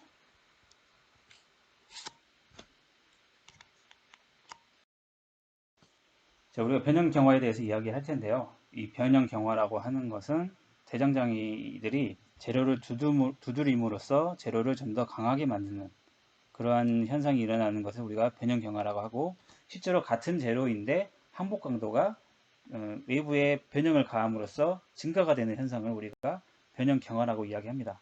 그래서 그래프에서는 시그마 y0라는 항복 강도를 갖고 있던 재료가 즉 응력을 증가시킴으로써 이렇게 소성 변형이 발생을 하게 되겠죠. 그리고 E의 위치에서 우리가 한번 즉 시그마 y i라는 응력에서 우리가 하중을 제거해 본다고 합시다. 즉 단축 인장 상태에서의 이런 변형 메커니즘을 한번 이야기하는 겁니다. 그러면 언로딩 상태에서 다시 초기 상태로 나타나지게 되고, 즉 탄성 변형은 탄성 회복을 하고, 그리고 소성 변형은 남게 되죠. 자, 이러한 제로에서 다시 한번 우리가 응력을 가했을 경우에는 시그마 y0에서 항복이 발생하는 게 아니고 시그마 y i 값에서 항복이 발생하게 되죠. 즉 이렇듯 같은 제로에서 시그마 y0였던 항복 응력 값이 시그마 y i가 되는 현상을 우리가 이 변형 경화라고 하고, 그 이유는 제로 내부에 전이가 많이 남아있게 되면은 그 전이를 이겨내기 위해서는 좀 더 큰 응력을 가해줘야지만이 전이가 더 많이 생성되거나 움직일 수가 있다는 거죠. 그래서 전이가 발생, 이동 제한이 되는데, 이 경우에 더 큰 응력을 가해야지만이 전이를 발생시키고 이동을 유발할 수가 있게 되는 거죠. 그래서 이 관점에서 여러분이 소성 변형을 한다는 얘기는 전이를 이동시킴 이함인데, 기존에 너무 많은 변형을 가함으로써 전이가 충분히 많이 생성되고 이동이 제한됨으로써 더 큰 응력을 가해줘야지만이 이와 같이 소성이 발생하는 현상을 우리가 변형 경화라고 이야기하는구나. 즉 항복 강도가 시그마 y 제로에서 시그마 y i로 증가되는 현상이 나타나겠구나라는 것을 전이의 이동으로 여러분이 한번 생각을 해보시면 좋습니다. 그래서 가공 경화와 전이의 관계는 변형의 정도가 증가하면 증가할수록 금성에서는 전이의 밀도가 증가하게 되죠. 그리고 전이들 사이의 간격이 좁아지게 되기 때문에 전이가 이동하기가 쉽지 않게 되겠죠. 그리고 이 전이의 밀도가 증가할수록 한 전이의 움직임에 대한 다른 전이의 방해가 점점 커지게 됨으로써 우리가 결과적으로 전이를 움직이기 위해서는 더 큰 응력을 가해 주어야지만이 앞에서 말했던 시그마 y i 제로보다는 y i가 돼야지만이 소성 변형이 생긴다라는 이야기가 되겠습니다. 그래서 거시적인 관점에서는 우리가 변형이 증가하는 현상을 우리가 소성 변형이라고 하는데, 즉 영구적인 변형을 이야기하는데, 미시적인 관점에서는 전이의 밀도가 증가하거나 이러한 전이의 이동성을 감소시키는 방향으로 일어난다는 거죠. 그리고 다시 한번 이런 전이의 밀도가 증가하거나 전이의 이동성이 감소하면은 항복 응력이 증가하는 이러한 현상이 나타나는데, 이를 우리가 변형 경화라고 이야기를 했었습니다. 자, 이제 우리가 간단하게 기계제로에 대한 백그라운드도 여러분에게 전달해 드리고 기본적인 내용들을 기계제로 시간에 배웠던 기본적인 내용들을 모두 다 전달해 드린 것 같습니다. 그래서 여기까지 결정 구조화에 대한 이야기를 마치도록 하겠습니다.